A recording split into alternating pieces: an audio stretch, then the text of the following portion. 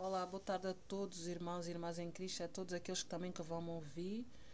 Mais uma vez estou cá com uma palavra para partilhar com vocês, que seja uma bênção para as suas vidas, para as vossas vidas e que possa falar também aos vossos corações. Mas antes de começar eu vou orar. Pai amado, antes de mais nada, muito obrigada por esta oportunidade que tens-me dado, Senhor, para partilhar a Tua palavra com os meus irmãos. Antes disso, também peço-te perdão pelos meus pecados, por pensamentos, por ações e atitudes, Senhor. E peço-te, Senhor, que essa palavra possa falar aos nossos corações através do Teu Espírito Santo, Senhor.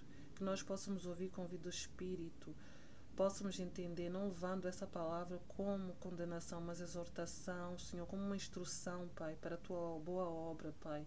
Eu te peço no nome de Jesus que possas alcançar todas as almas, Senhor, todas as pessoas que vão ouvir, que elas sejam tocadas com essa palavra, meu Deus, e que possa também moldar o seu caráter, atitudes, ações, Senhor, fazermos ficarmos parecidos contigo. Eu te peço, Pai, tudo para a tua honra e glória. E oro, meu Deus, para que eu possa falar em espírito, não em carne. Usa-me com o teu Espírito Santo, Senhor. Tudo para a tua honra e glória. Nada sou, Senhor. Nada posso fazer sem ti, Pai. Por isso peço, Pai, que toca-nos, guia-nos com essa palavra que vai ser falada, Pai. Eu te peço no nome de Jesus. Amém. Então, o capítulo que eu tenho hoje é 2 de Timóteo, capítulo 2, verso de 14 a vai até 26. Lembre-lhes estas coisas, ordenando-lhes diante do Senhor que não tenham contenda de palavras que para nada aproveitam, exceto para aproveitar os ouvintes. Procura apresentar-te a Deus aprovado como obreiro que não tem de que vergonhar e que maneja bem a palavra da verdade. Evita os falatórios inúteis porque produzirão a maior impiedade. E a palavra desse corrói como câncer, entre os quais estão Himeneu e Fileto. Esses se desviaram da verdade, dizendo que a ressurreição é já passada, e perverteram a fé de que tinham alguns. Todavia, o firme fundamento de Deus permanece, tendo este selo. O Senhor conhece os que são seus, e qualquer que profere o nome do Senhor aparta-se da injustiça. Ora, numa grande casa não há somente vasos de ouro e de prata, mas também de pau e de barro, uns para a honra, outros, porém, para a desonra. De sorte que, se alguém se purificar dessas coisas, será vaso de honra, santificado, idôneo para o uso do Senhor e preparado para toda boa obra. Foge também dos desejos da juventude, segue a justiça, a fé e amor e a paz com os que com coração puro invocam o Senhor, e rejeita as questões insensatas e absurdas, sabendo que produzem contendas. Ao servo do Senhor não convém contender, mas sim ser brando para com todos, apto para ensinar, paciente, corrigindo com mansidão os que resistem à expectativa de que Deus lhe conceda o arrependimento, para conhecerem plenamente a verdade, e que se desprendam do laço do diabo, porque quem havia sido presos, para cumprir a vontade de Deus. Ou seja, Paulo exorta Timóteo a dedicar-se inteiramente à prática do Evangelho de Jesus. Dá um exemplo por exemplo, ele usa também em outras passagens de um exemplo de um bom soldado, de um atleta e de um lavrador. Porque um bom soldado, ele suporta o sofrimento por causa de Cristo, assim como Paulo dá um exemplo da perseguição, dele também ter sido preso como criminoso por causa do Evangelho, por causa de Cristo. Então, ele está a exortar a Timóteo como é ser um obreiro aprovado. Então, ele aconselha para ele se apresentar-se como um obreiro aprovado, que não tem que se envergonhar, que maneja bem a palavra da verdade. E aconselho ele a evitar falatórios inúteis. Porquê? Porque vão produzir piedade. Podemos dar um exemplo, nós que somos cristãos, né? Se alguém vem, nós conhecemos a palavra, alguém vem entrar com debates, por exemplo, com um falso evangelho, vir com uma doutrina falsa, que não tem nada a ver com aquilo que corresponde à palavra de Deus, vai querer fazer debate. O que é que a gente faz? A gente vai evitar. A gente evita para não entrar em debates. porque pode causar brigas, discussões que não levam a lado nenhum. Então, uma coisa é quando, por exemplo, estamos a estudar em conjunto com os irmãos, né? A palavra bíblica, algum líder que está a ensinar, a gente não vai... Pronto, uma coisa é quando tu tens uma dúvida daquilo que corresponde à palavra de Deus, né? Que corresponde ao que está na Bíblia. Uma coisa é tirar a dúvida. Agora, outra coisa é fazer debate com um falso evangelho que não corresponde com aquilo que está na palavra de Deus. O que é que a gente faz? A gente não vai entrar em discussão com a pessoa, nem vai entrar em debate. A gente evita. Porque ele diz, evita falatógenos porque produzirão maior impiedade. E a palavra desse corrói como câncer. Ele dá exemplo de Himeneus, né? Corrói como câncer, entre os quais estão Himeneus e Fileto. Esses prometeram a fé de muitos. Porquê? Porque eles queriam trazer uma doutrina que não tinha nada a ver com o Evangelho de Cristo. Tratavam de trazer uma doutrina satânica. E eles estavam, na verdade, desviaram da verdade. Começaram a pregar a falsa doutrina. Então, o Paulo aconselha Timóteo a evitar se envolver com essas coisas, para não se envolver com essas pessoas, com essas coisas. E não entrar em debate. Se alguém vem desafiar ele com o falso evangelho, usar o falso evangelho. Então ela aconselha para evitar, para não entrar em debate. Mesmo nós, algum familiar às vezes nos pergunta, a gente não vai entrar em debate ou em discussão, a gente vai orar por essa pessoa, interceder por ela, para que o Espírito Santo convença a pessoa do seu erro, do seu engano. Então é isso. E ele diz que é muito importante ser um bom obreiro, né? Ter um bom testemunho perante os outros, manejar bem a palavra de Deus, não só adquirir conhecimento, mas também viver o Evangelho, ter um bom testemunho. E ele também aconselha o Paulo, ele dá um exemplo, vou chegar, já estou a avançar um bocado, dá um exemplo que numa casa há um vaso de honra e também há um vaso de desonra. Numa igreja há um vaso de honra como um vaso de desonra. E ele diz assim, ora, numa grande casa não há somente vasos de ouro e de prata, também fala de ouro e de prata, mas também de pau e de barro, uns para a honra, outros porém para a desonra. De sorte que se alguém se purifica dessas coisas, será vaso para a honra, santificado e idôneo para o uso do Senhor e preparado para toda boa obra. Como eu disse, ele fala sobre os vasos, aqueles que são de vasos de honra e vasos de desonra.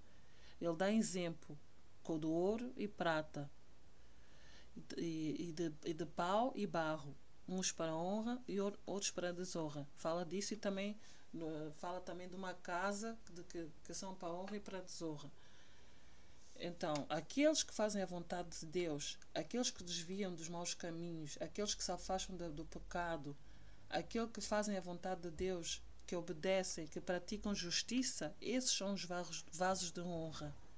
Esse é que é o verdadeiro obreiro aprovado, aquele que é aprovado para toda a boa obra do Senhor.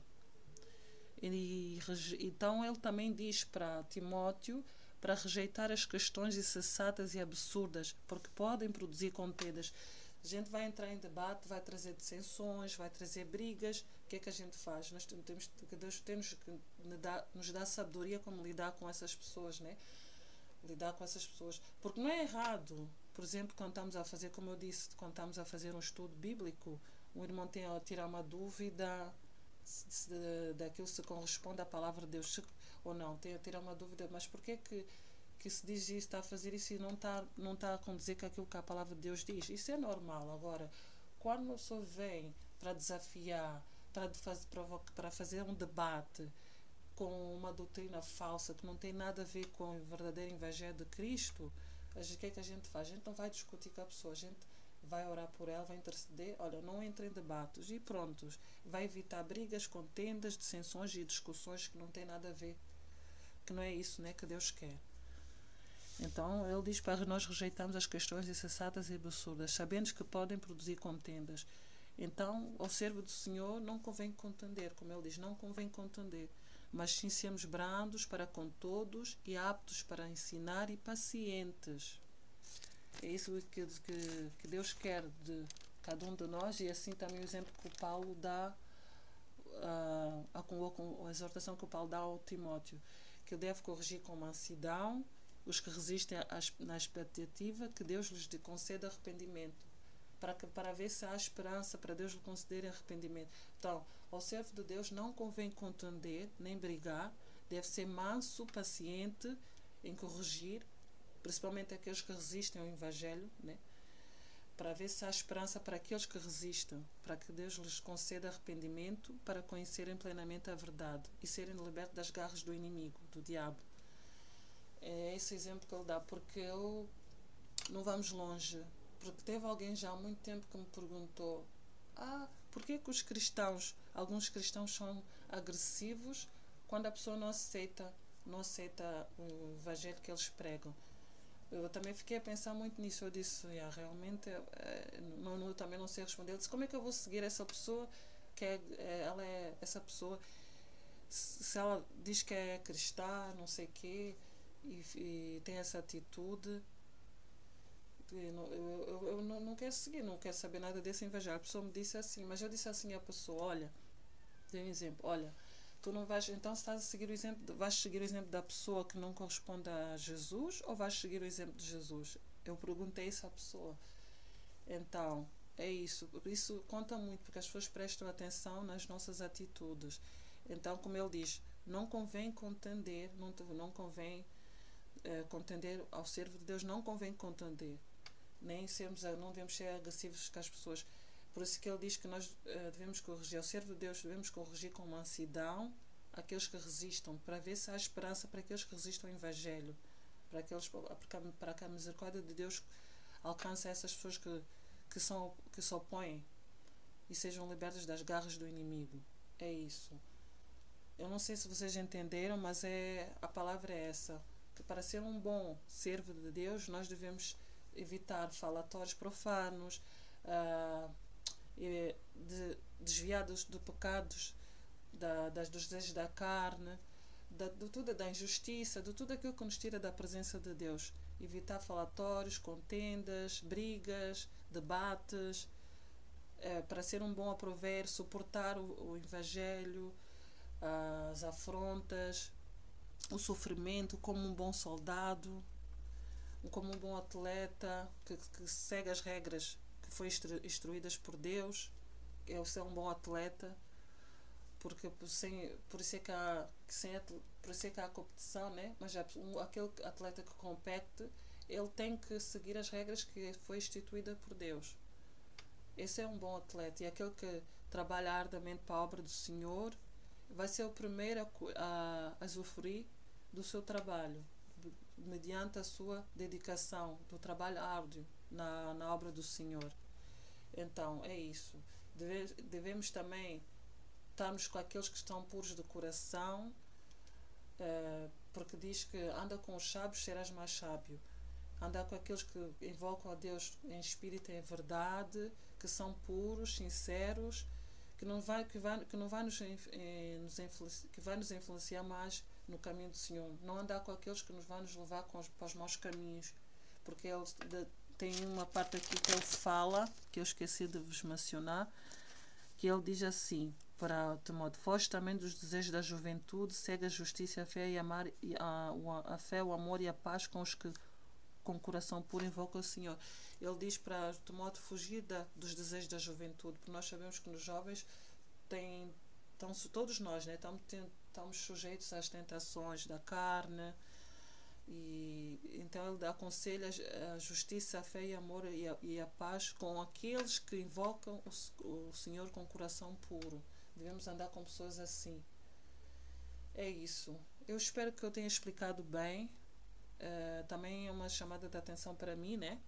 Eu também vou aprendendo, eu partilhando com vocês, Deus também vai falando comigo, através dessa palavra também vai falando com vocês e vai nos ensinar como é que a gente deve ser como um bom servo, um obreiro aprovado para Deus, os requisitos que nós devemos ter para sermos um obreiro aprovado por Deus. É isso. Eu espero que vocês tenham entendido, que possam meditar sobre essa palavra. Eu vou dar o versículo, é 2 de Timóteo, de verso 2 Timóteo, verso 2, desculpem, 2 Timóteo, capítulo 2, está certo? De verso 14 a 26. É isso. Que seja uma bênção essa palavra e que vocês possam meditar, porque aí está as instruções todas que Deus pede de cada um de nós para sermos um bom obreiro para a sua obra, para avançar mais o seu evangelho, para alcançar mais as almas à salvação. É isso. Que Deus os abençoe, que tenham um bom dia e um bom fim de semana a todos.